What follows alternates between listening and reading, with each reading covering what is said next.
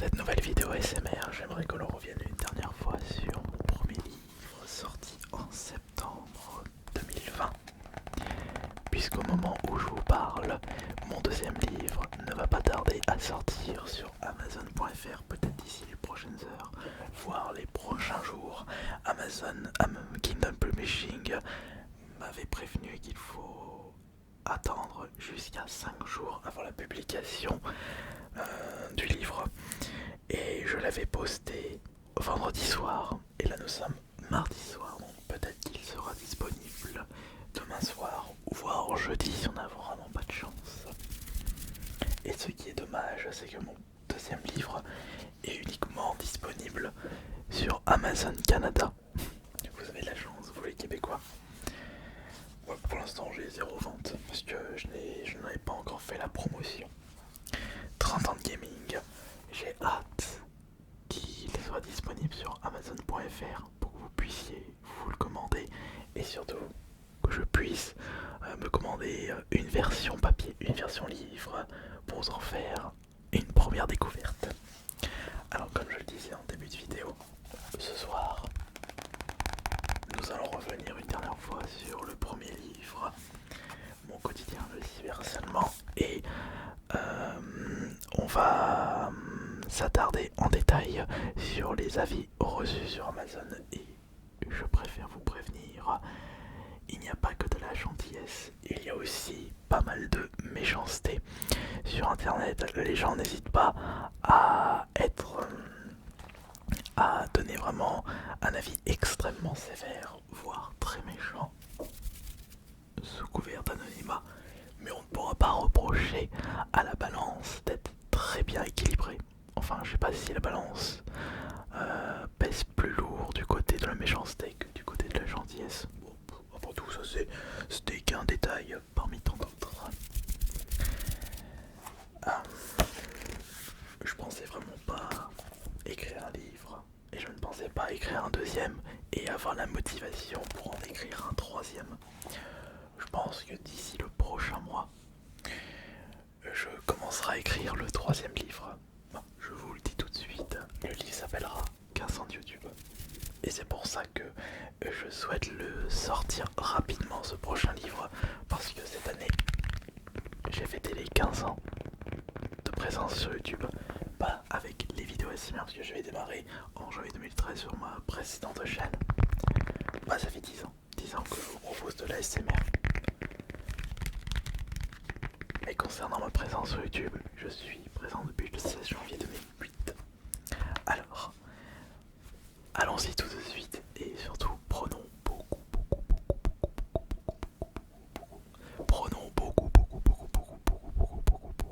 beaucoup de recul sur ce que les gens ont noté sur Amazon. Allez, c'est parti. Et puis, entre nous, quand il y a eu énormément d'avis très négatifs sur la sortie de mon premier livre, je l'avais prévu. Faut juste que je retrouve la page. Alors c'est lequel? En jouant c'est le on peut n'importe quoi. Attends, faut juste que je voie. Pourquoi? Alors il faut juste que je retrouve. Alors je me souviens plus où est-ce que j'avais marqué ça. À mon avis c'est ça doit être ça. Oui, oui, ça doit être dans le chapitre 6, niveau 6. Alors voyons voir. Tac.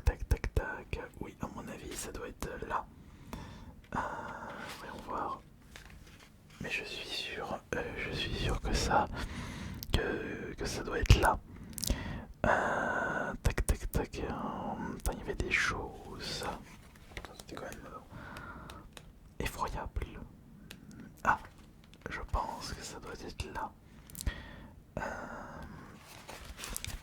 Non, c'est pas là, mais où est-ce que je l'ai noté? Mais je sais que je l'ai noté. Je l'ai plus. Non, je l'ai plus. Non, je l'ai plus. Je sais pas où est-ce que je l'avais noté. Enfin, quoi qu'il en soit, commençons. Gardons le sourire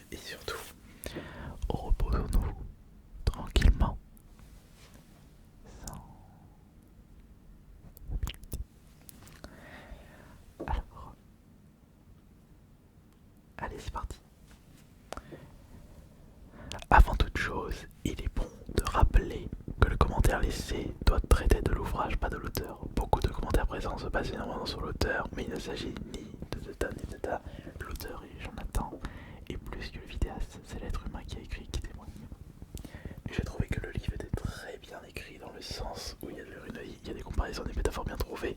On ressent l'impact émotionnel et tout ça a eu sur l'auteur, et plus on avance, plus on est impacté à notre tour, car le tout va graduellement du moins au plus horrible. On ne peut pas parler de grande littérature, mais le témoignage livré par l'auteur montre à quel point le fléau qu'est le cyberharcèlement peut prendre des formes disproportionnées voire illégales. Ces aspects clairement exposés dans le livre nous délivrent un visage sombre et fini de ce qui peut se passer sur internet. En ce qui concerne le langage, c'est un parti pris intéressant de laisser libre cours aux termes qui traversent son esprit. En tout cas, c'est comme ça que j'ai vu certains mots. Et dans cet ouvrage traitant d'un problème aussi grave, il n'est pas choquant de voir des termes injurieux et je considère que c'est une bonne chose. Cependant, je pense qu'il aurait été plus judicieux d'accentuer encore plus l'impact psychologique des actions menées. On sent l'impact, mais je trouve qu'il n'est pas assez exprimé, ce qui aurait pu prendre le lecteur. Voilà, donner un style très riche à l'ouvrage. La redondance des termes est également associée à découle d'un style de langage employé. Je disais plus haut que ce n'était pas la grande littérature, mais ce n'était pas grave. Le matière m'est livré que ça amène directement et presque obligatoirement à une certaine répétition quant aux mots employés, et c'est dommage. Pour conclure, on se retrouve avec un récit riche qui décrit très bien le phénomène de cyberharcèlement sur internet. Le témoignage que l'on a sous les yeux ne peut pas laisser indifférent qui que ce soit, et rien que pour cela, il s'agit d'un ouvrage à lire absolument. On va dire que, pour en revenir à la dernière phrase de notre cher Melvin, quand il expliquait que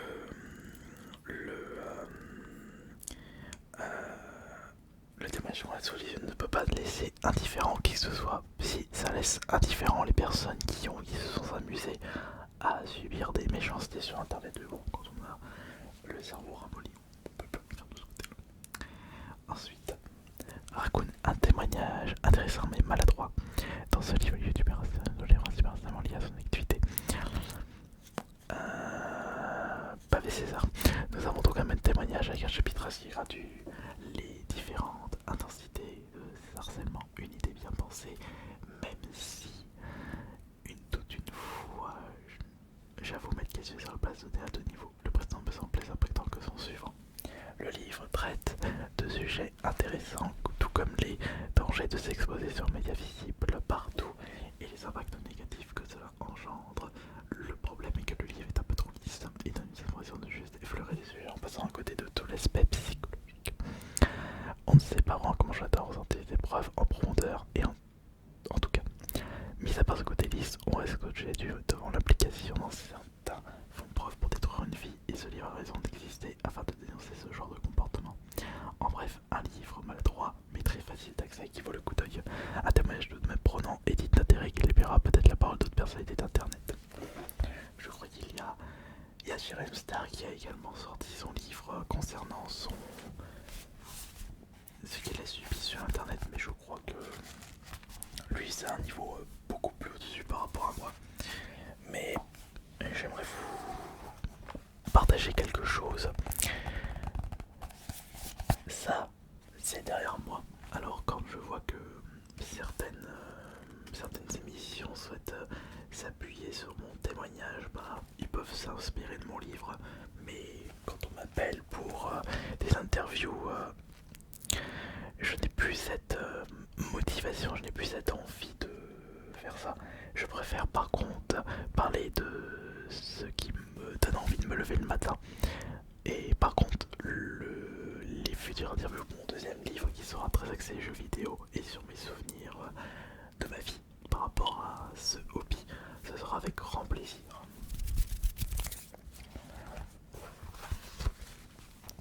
Voyons voir. Alors, Audrey, étant abonnée depuis plusieurs années, peut-être 8 ans, j'ai été curieuse de découvrir son livre. Tout d'abord, bravo à lui. C'est pas facile de se replonger dans ses souvenirs. J'ai trouvé ce livre bien écrit. Il a su faire refléter ses années d'enseignement avec une très bonne qualité d'écriture malgré son manque d'expérience dans le domaine. Les chapitres sont très bien pensés avec des niveaux d'harcèlement allant du plus soft, et cela empire au fil de la lecture. Évidemment que le harcèlement est à venir de nos vies, mais les déchets d'internet s'accrochent à leur proie comme des sangsues. Mais finalement, ma comparaison est fausse, car même les sangsues, on peut s'en débarrasser, mais pas les harceleurs. Je ne considère pas ça comme des sangsues, mais plutôt comme des cancers. Je tiens à apporter mon soutien à Stérion qui ne cherche rien d'autre que de vouloir vivre de sa passion et continuer à être épanoui dans la vie.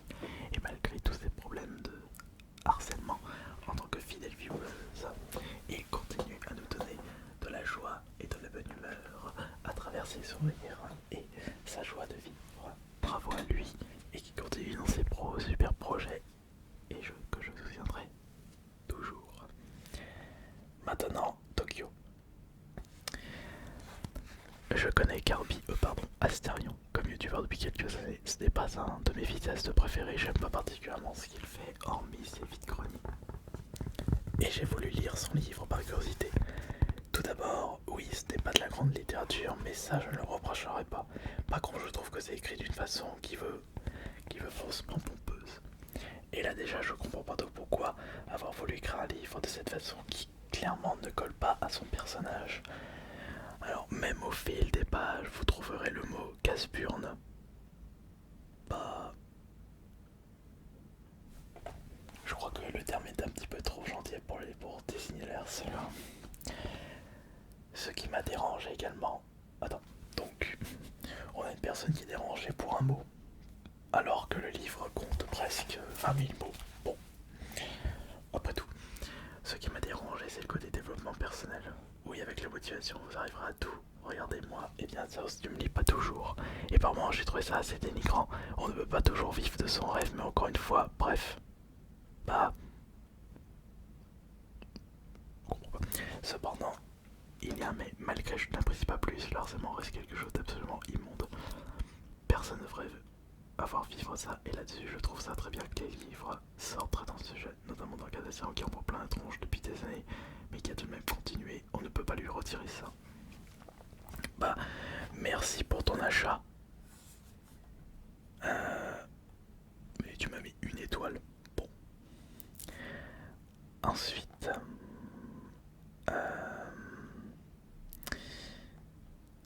Alors, bonjour. Pour celles et ceux qui seraient intéressés par le livre, voici un commentaire neutre. Ce livre est certes court, mais il raconte bien l'histoire de l'auteur. Pour ce qui est de l'écriture, il est vrai qu'un mélange langage familier et langage plus soutenu, mais cela reste compréhensible. En bref, si les histoires de cyberharcèlement vous intéressent, je vous conseille ce livre court et est un peu cher à mon goût, mais quand même intéressant.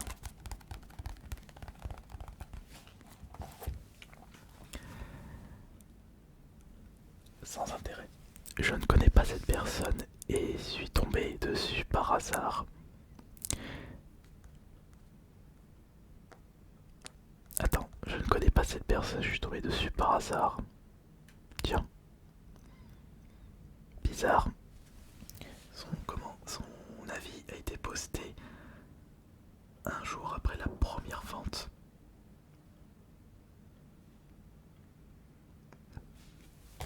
Tu me connais pas, mais t'as mis un avis un jour. Passons.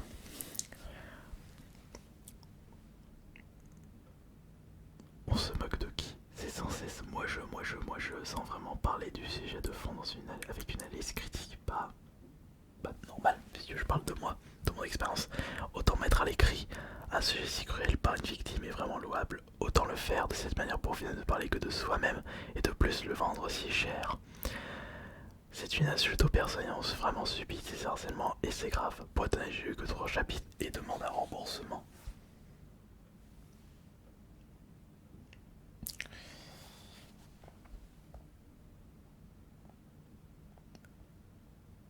Ensuite, j'ai bien aimé.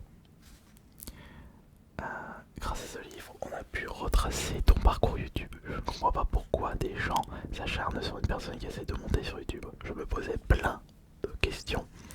Comment, pourquoi?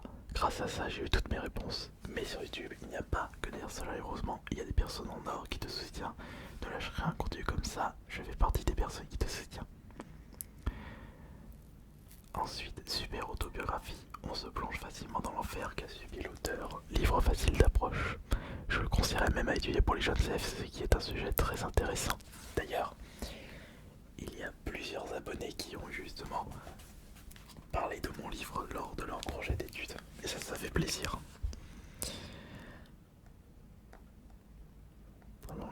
Livre sans intérêt, à la limite de la purge.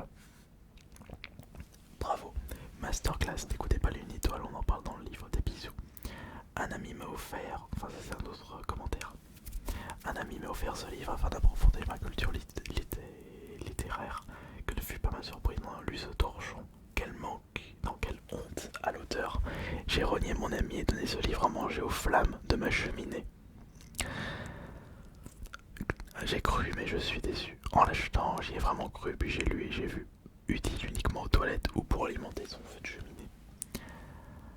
Livre très court pour son prix, il est très mal écrit. On sent que l'écrivain n'a pas beaucoup d'expérience dans le domaine de l'écriture. Après c'est pour ça que j'étais passé par un professionnel pour le réécrire.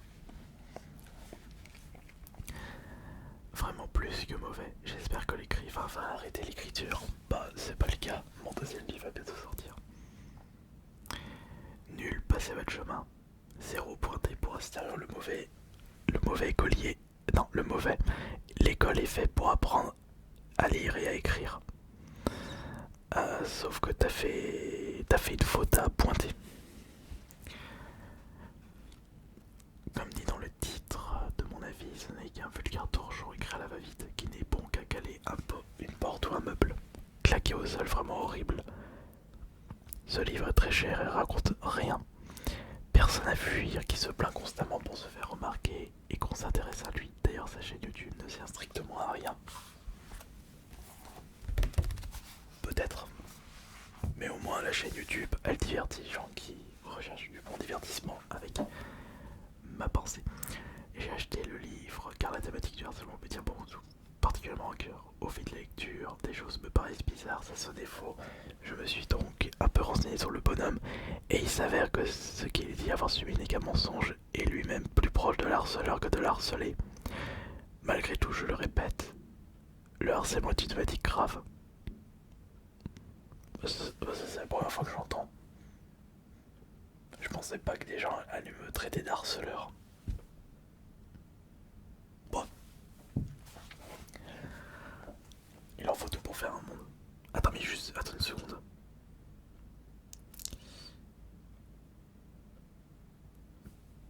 Tu as posté ton commentaire le 12 septembre.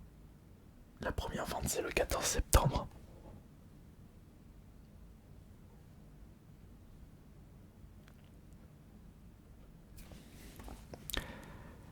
Je dois avouer que nous avons affaire à un bon thriller bien écrit. Je trouve juste ça manque un peu d'action à la Chuck Norris, Steven Seagal, mais aucun. Jamais chacun ses goûts. Bon, les fautes d'orthographe. Suite à la suppression de mon ancien commentaire, je m'exprime de nouveau. Ce livre est rempli de pages blanches qui permettent de dessiner, ce qui est une très bonne idée. De plus, les paras sont super bien écrits. Je comprends pas. Ce livre est parfait pour caler une table bancale lors d'une soirée festive.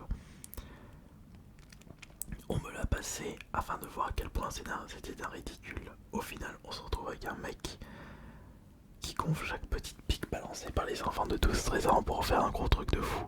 Comme si c'était l'ennemi numéro 1 d'internet, alors que c'est limite un no-name détesté de tous et de toute personnalité, connu des streamers youtubeurs par sa propre et unique faute. C'est blindé de fautes. Il n'y a même pas 200 pages. Et il n'y a rien à raconter. Il se fait passer pour la victime alors qu'il est l'élément déclencheur par son ego surdosé. Il y en a, ils sont quand même assez balèzes pour trouver des choses. L'hôpital qui se fout de la charité, un être à fuir. Je déconseille. Du mensonge, un livre pour essayer de nettoyer le passé sans vraiment de fond. Cet auteur a fait ce livre pour deux seuls buts. Le premier commercial et le deuxième de se dédouaner de ses erreurs passées. Il essaye plus de déverser sa haine que de faire de la sensibilisation. De plus, aucune morale est présente, comme dirait Séance. Ce livre est une grosse daube. Honnêtement, écrire un livre en 2 semaines, t'as pas osé. Le sujet est sombre et important. Les L'essor du livre et l'écriture faussement intellectuelle ne trouve personne. Les euros les plus mal dépensés pour un livre dans ma vie. Livre bâclé sans refuir. Comme vous pouvez le constater, les avis sont très divers. Très divers. C'est soit on aime, soit on déteste. Mais la balance est équilibrée. Quoi qu'il en soit, dès la sortie de mon deuxième livre, on va vraiment pouvoir passer à autre chose. J'ai hâte de recevoir le prochain et en espérant qu'il vous satisfera. C'était AS